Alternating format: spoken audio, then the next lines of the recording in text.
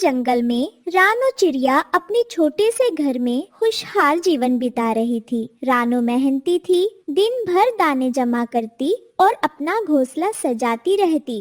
आज सूरज खूब चमक रहा है, चलो कुछ हीरे जैसे पत्थर इकट्ठे करूं, मेरे घर को चमकाना है।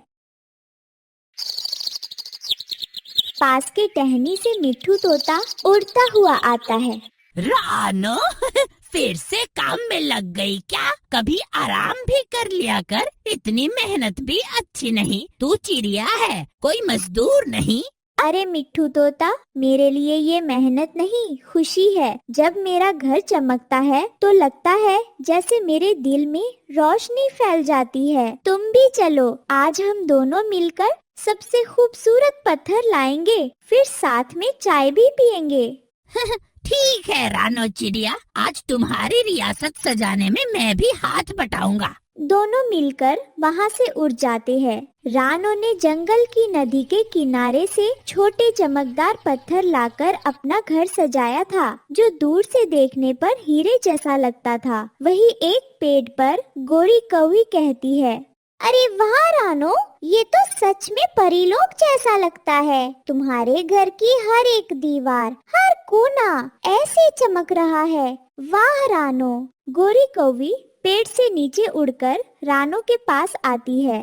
इतने सुंदर पत्थर, इतनी सफाई और सब कुछ कितनी प्यारी सजावट से भरा है। कोई और होता तो सोच भी नहीं सकता था ऐसा घर बनाना। तुम्हारी मेहनत ने कमाल कर दिया। थैंक यू गोरी, लेकिन ये सब एक दिन में नहीं हुआ। रोज सुबह जल्दी उठती हूँ, थोड़ा थोड़ा काम करती हूँ, फिर नए नए आइडिया सोचती हूँ। ये जो पत्थर तुम देख रही हो, इन्हें लाने में कई कई दिन लगे। कुछ दूर नदी से लाए, कुछ जंगल के किनारे से। मुझे लगता है असली हीरे वो नहीं जो चमकते हैं, असली हीरा तो वो मेहनत है जो हर दिन की जाती है। गोरी कौवी ये सब बातें करके वहाँ से चली जाती है। उधर पास के पेड़ पर रहता था कालू कौवा, जो रानो का घर देखकर जल रहा था। हद हो गई यार, ये छोटी सी रानो चिड़िया, और देख उसका घर हीरो जैसा चमक रहा है। सब उसे वाह वाह कर रहे हैं, कोई हम ही क्यों नहीं देखता? हम भी तो पंख वाले हैं, उड़ते हैं, खाते हैं, रहते हैं, फिर रानो ही क्यों चमके? ये नाइंसाफी है। अरे कालू भाई, तू तो गुस्से में पंख फरफरा देगा अब, पर वो सच में मेहनती है। दिन रात कुछ न कुछ बटोरती रहती है। हाँ, हमें तो जरा सा उड़ना भी भारी लगता है। ले, मेहनत नहीं करने वाला भूरा, मेरा नाम कालू है, चालाकी से काम लूंगा। रानो ने जो बनाया है उसे पाने का और भी तरीका है, मेहनत से नहीं, समझदारी से। कौन रोज पसीना बहाए? मैं चुपचाप उसके घर से कुछ चमकदार पत्थर उड़ा लाऊंगा, फिर मैं भी बनाऊंगा अपना हीरे जैसा घोंसला, बिना एक दाना भी खोजे। हाँ, अरे चोरी, ये सही नहीं होगा कालू। रानो तो बहुत भली चिड़िया है, और अगर पकड़े गए तो? चुप रह बुरा, कोई नहीं पकड़ेगा मुझे। रात को सब सोते हैं, मैं उड़ कर जाऊंगा, पत्थर उठाऊंगा, और फिर देखना सबसे ज्यादा चमकता घर मेरा होगा। बुरा थोड़ा डरते हुए चुप हो जाता है। कालू आंखें सिकोड़कर दूर रानो के घर की ओर देखता है, और ऐसे ही रात हो जाती है। रात के सन्नाटे में सब सो रहे थे। चांद की रोशनी में रानो का हीरे जैसा घर चुपचाप चमक रहा था, लेकिन किसी की नजर उस चमक पर लगी थी। कालू कौवा धीरे धीरे पेड़ों की छाया में उड़ता हुआ आया। हाँ, यही है वो घर, रानो का घर, चमकता हुआ, सबकी नजरों का तारा। पर आज से ये सब मेरा होगा। थोड़े थोड़े पत्थर चुरा लूंगा, कोई कुछ समझ भी नहीं पाएगा। हर रात एक पत्थर, और फिर कुछ ही दिनों में मेरा घर सबसे चमकीला होगा। बिना मेहनत के मिलेगा सब कुछ। रानो को तो पता भी नहीं चलेगा, और अगर चल भी गया तो कौन उसकी सुनेगा?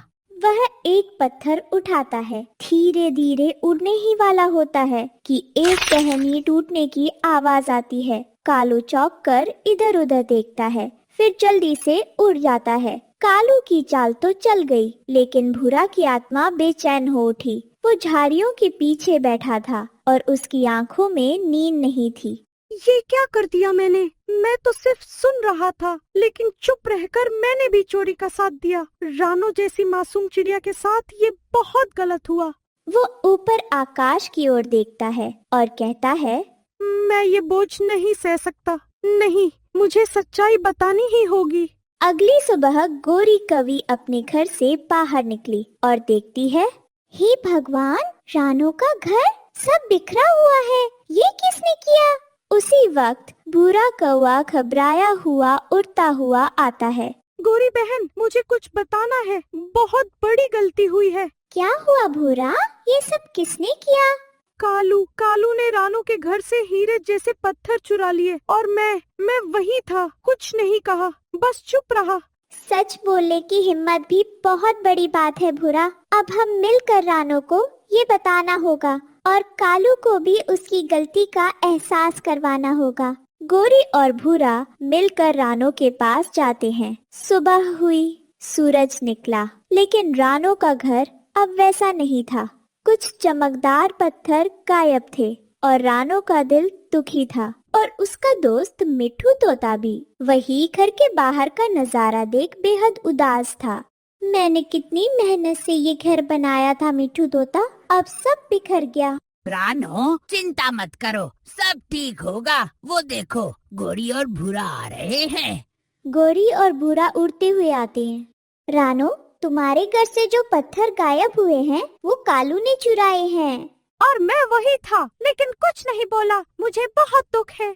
गोरी, मिट्ठू तोता और भूरा रानो के साथ मिलकर कालू के ठिकाने पर जाते हैं।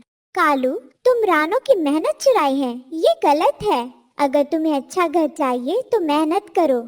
मुझे उपदेश मत दो गोरी, मैं जो चाहता हूँ लेकर ही रहूंगा। तीनों एक साथ कालू को चारों ओर से घेर लेते हैं। थोड़ा सा धक्का मुक्की होती है।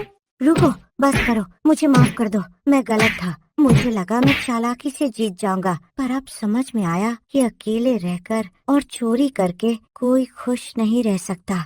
वो धीरे से रानो की ओर देखता है। उसकी आंखों में आंसू बहन लगते हैं। रानो, मैं शर्मिंदा हूँ, क्या तुम मुझे माफ करोगी?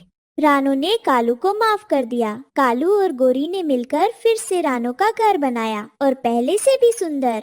घर की सबसे बड़ी चमक माफी और मित्रता से आती है, हीरो से नहीं। इस कहानी से हमें ये सीख मिलती है कि मेहनत और सच्चाई से बना रिश्ता कभी नहीं टूटता। जलन से कुछ नहीं मिलता, लेकिन पश्चाताप से दिल जीत सकता।